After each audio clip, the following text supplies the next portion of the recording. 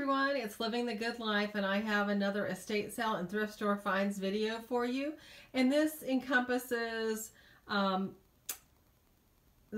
guess the end of January and the first week of February 2018. Let me go ahead and show you what I found. I went to the Thrift Clearance Center, only got a few things, and I think I showed you some of the other ones earlier. The first is this. It's a Paden pottery from Paden City, West Virginia. They were in operation from 1914 to 1963, and from what I can tell, it sells around $15 to $20 on eBay. I got it for $1, and it is in great condition. And this was there for 2 weeks in a row. I guess nobody bought it.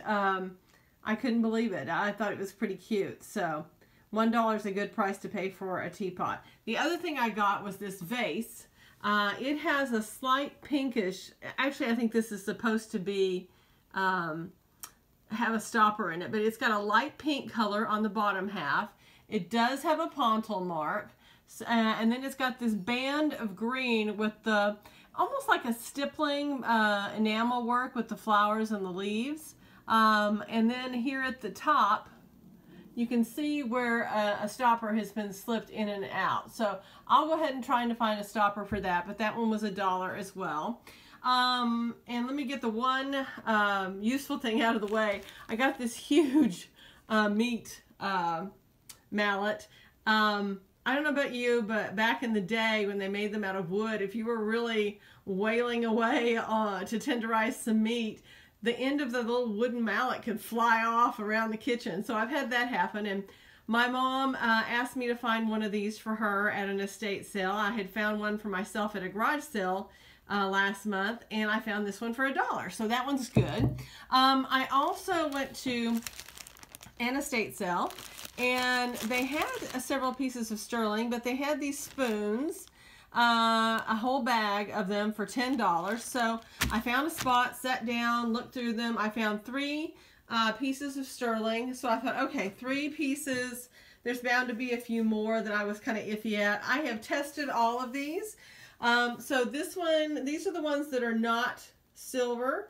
There was this community plate. There's these 2 William Rogers. And then we have a whole plethora of souvenir spoons that are just silver plate. And this one I think it's maybe even be brass.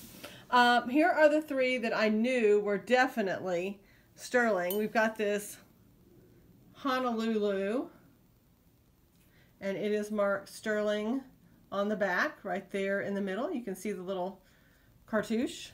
And then there's this one for, I think it's Thailand. It's got the little elephants on the, so it says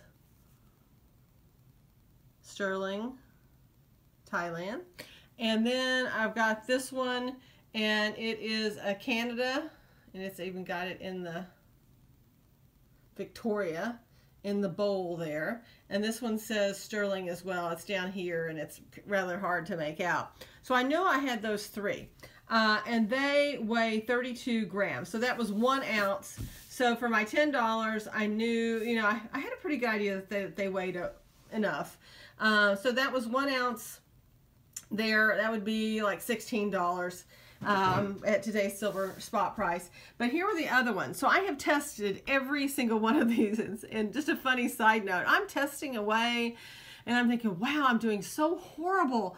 None of these are silver. And then I realized I was testing all the silver with the 18 karat gold solution. So that was useless. I had to start all over again. And as you can tell from all the spoons, that took a while. So I was thrilled to find out this one is sterling.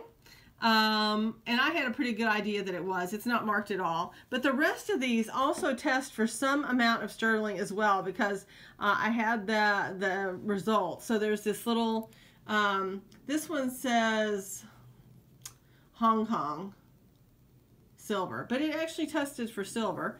And we got another little souvenir spoon here.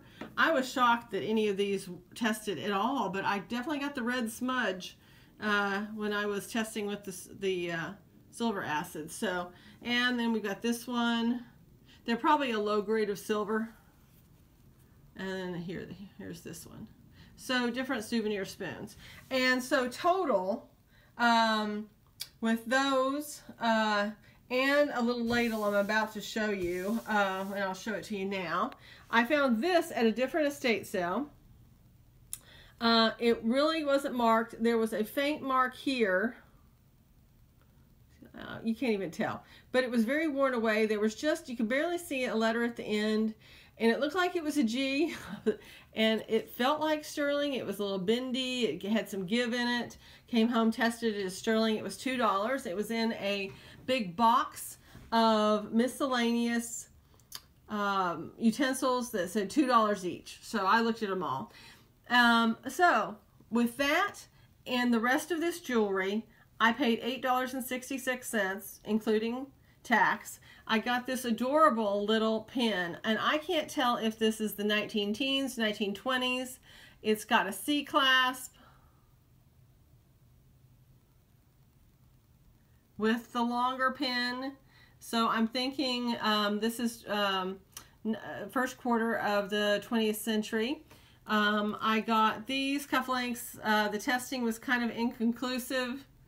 I'm not expecting that they're anything, but I'm not going to get rid of them until I get some confirmation. I got this sterling silver.